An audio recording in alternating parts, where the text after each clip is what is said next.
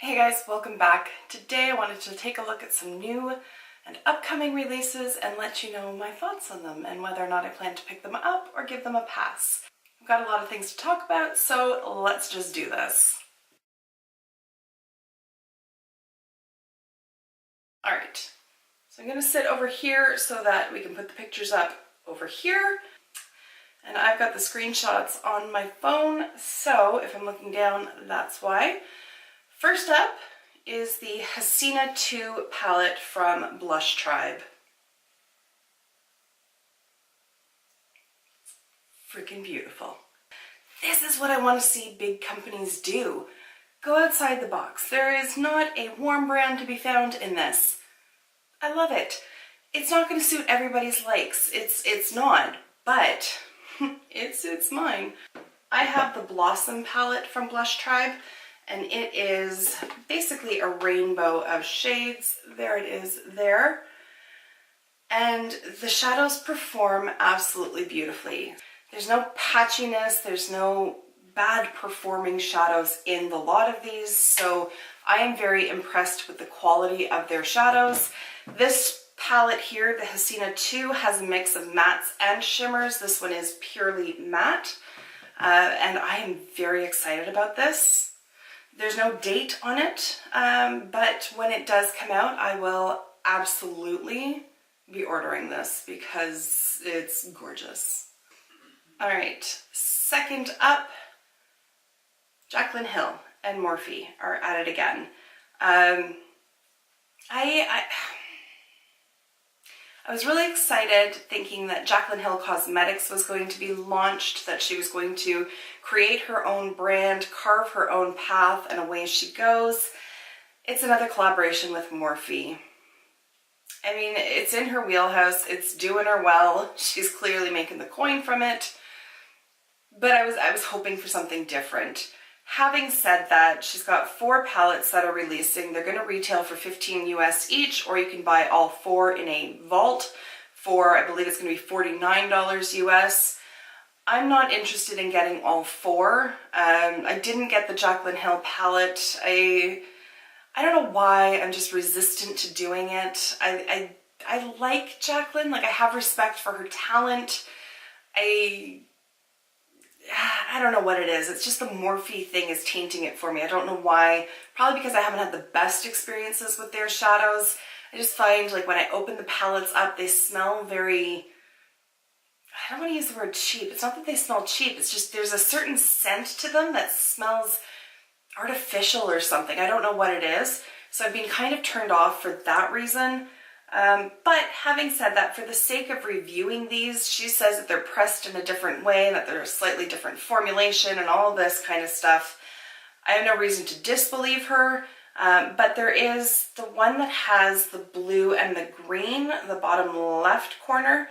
That one does kind of intrigue me. I like the color story in that one. So, I mean, I love my purples, I do, but I have a plethora of purples, so I'm going to pass on that one. I think they each do have individual names, but I am not going to be looking them up. So the one that has the green and the dark blue and the silver, I may pick that one up. We'll see. It depends on the shipping costs. I know Morphe does now have a Canadian site. I've never placed an order through it, so I'll have to sort of experiment and see what they're going to be charging for shipping, but if I'm going to pick up any of them, it will be that one, but I don't have like a burning desire to add it to my collection. Next, I'm just going to throw it out there quickly. The Jeffree Star Thirsty palette has recently launched, and I did place an order for it. So when it arrives, I will test it out, I will play with it, and then I will film my review so that I can let you guys know what my thoughts on it are. I will say I loved his Blood Sugar palette. It's the only eyeshadow palette from his line that I have, and I loved it. So Jeffree Star himself is very polarizing. This is not a quote-unquote political channel, so I'm not going to dive into that, but the shades in here did look quite intriguing to me, and so I did order it. Next up, in preparation for this video, I did go through Trend Mood on Instagram. I went through her feed just to see what is coming up because she's sort of my central hub for all of that kind of information. And I stumbled across this post here with some new products coming from Stila. I had not seen anything about this before, and apparently they just dropped, so I'm gonna have to check the Canadian Sephora site to see them. But typically we run a few weeks behind American releases, so I wouldn't be surprised. They're not on the new arrivals of the Sephora website yet, so they may be coming. Oh, off the bat, the bright purple and the bright green are calling my name.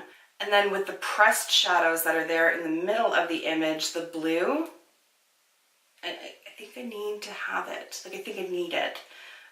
The green and the purple look beautiful, but I'd rather have them in the true, like, gemstone kind of color. What would you call that? Jewel tone. I'd rather have the true jewel tone that the Shimmer and Glow liquid shadow provides, but that blue looks beautiful. The liners I'm not too fussed about, and the lipsticks I'm not too worried about, but those shadows look beautiful, so I hope they come to Canada. I really do. So quickly, it looks like Wet n Wild is releasing a few more vault type deals. They've got 2 packaged sets here. One is the Midnight Goddess collection, and the other is, where is it? The Electric Queen. I'm not particularly interested in either of them. I have used their like glitter shadows before, and they're kind of suspended in like it's almost like Vaseline, like a creamy sort of base. I don't really like them. The shades of the liquid lipsticks aren't really doing it for me. There's just nothing in this that's really like speaking to me. But I will say the Wet n Wild Liquid Catsuit lipsticks are fantastic. Some of the best liquid lipsticks out there. The liquid to matte formula, they don't get too dry, they last forever, and they have got a very nice range of shades. So if you are looking for a liquid lipstick that will dry down, very matte and quite transfer proof, but you don't want it to be that really drying, uncomfortable feel, check out the Wet n Wild ones, and their price point you cannot argue with. All right, Colourpop is back at it again, releasing more stuff, and they have added foundation to their lineup. And first of all, I don't care if this is the shittiest foundation known to man. I want to give them a standing ovation for the shade range, because you've got light, the lightest of the light, all the way up to the darkest of the dark, with tons of variety in between. I have not counted how many. 42, it says on the picture. There we have it. 42 different colors. That has to be applauded. And if only to support the fact that they have released 42 shades on their very first foundation release, I will order this. The next time I order from Colourpop, I will be adding the foundation to my cart, because more brands need to take notice of that. Looking at you, Tarte. Looking at you, Physicians Formula. Do better. All right, then we have the Violet Voss palette. This is the Flamingo eyeshadow palette. I don't know. I mean, I really like the colors. Again, it looks very seasonal to me. Yeah, it's a price thing at this point, and something's going weird with the import fees, like the customs fees that I have to pay for items coming up from the States.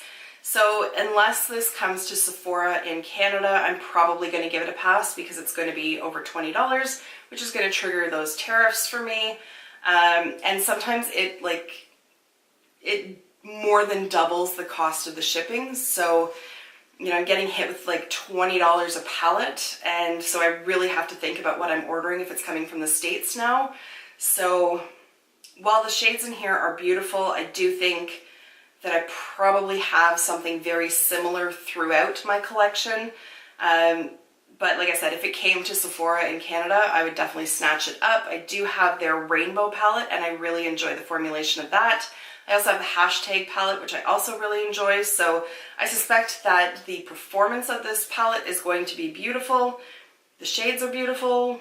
I'm glad to see that Violet Voss is moving away from like, here's 35 browns.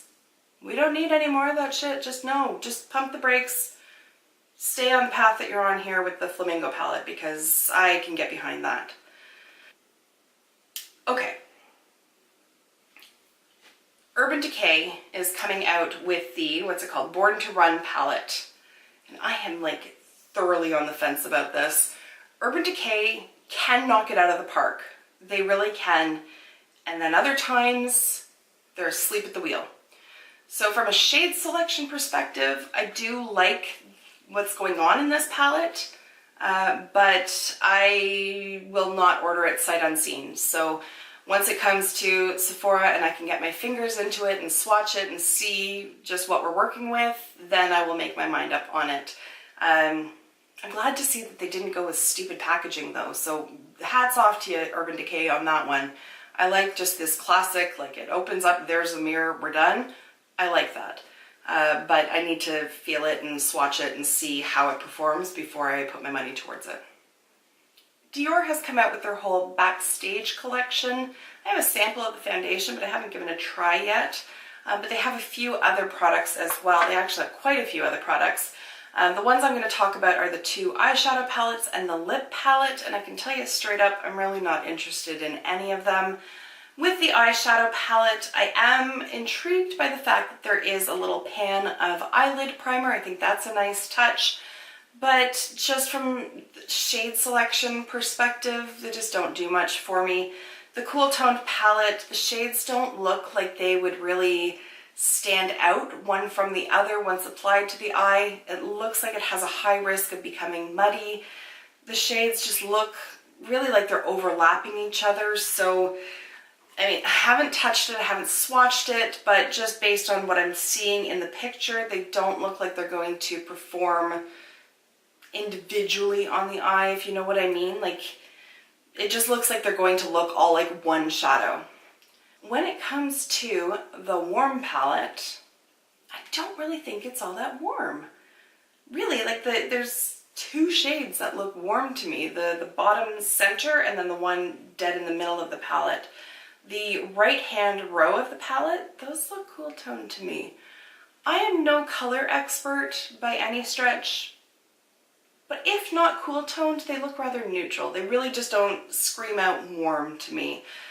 So I think this is not appropriately named, in my humble opinion. In any event, name aside, it just doesn't do anything for me. With respect to the lip palette, I think the colors that they have put in there are great. You have this light peachy pink all the way up to like a deep vampy burgundy, if you will. My thing is, I just don't use lip palettes. I don't think that they're very practical. You have to carry the lip brush with you. Judging by just the picture, it doesn't look like the palette itself comes with a mirror, so now you need to bring a mirror with you. It's just really difficult to just touch up on the go with them, so I don't tend to gravitate towards those kind of products. Alright, we're down to the wire. I've got 2 more eyeshadow palettes to talk about. One is the Night Drama palette from Bobbi Brown. Bobbi Brown's been kind of kicking out these palettes fairly quickly. This is the only one that actually looks intriguing to me.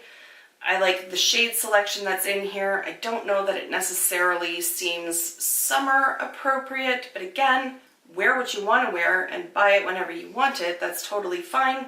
But for me, this would have made sense as a fall release. It's got that deep cranberry shade, the navy blue, the richer browns down that right-hand side. But it does look like it would be quite a beautiful palette that you could really get some creative looks out of. Finally, there's the Petite Pro 3 palette from Viseart. Viseart. I like Viseart better. We're going to go with Viseart.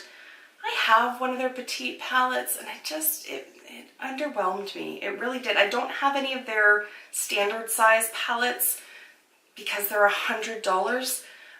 This is $40, so if you want to dip your toe into the Viseart world, this is a great place to do it. I'm just going to pass on this one. It just doesn't do much for me, frankly, and the other palette that I had just kind of made me a little hesitant towards the whole of Viseart, frankly. So if you have this and it performs well, let me know, but I'm just very reluctant and wary of throwing money at it. Alright guys, so there is a look at some of the products that have recently been released or are upcoming releases and my thoughts on them. I would love to hear from you guys of the items that I talked about. Is there anything that you're really super stoked to get your hands on? Or is there anything that you're like, no, hard pass, no thank you? Please let me know in the comments below. I love chatting about this kind of stuff with you guys. And if there's something that I haven't mentioned that you're super excited about, let me know. There are just so many things releasing all the time and I just can't keep up with them all. So feel free, let me know down below what it is that you're super excited for. But that's going to end this video. So thank you for taking the time to watch and I will see you in my next one. Until then, just be a decent human being. Bye for now.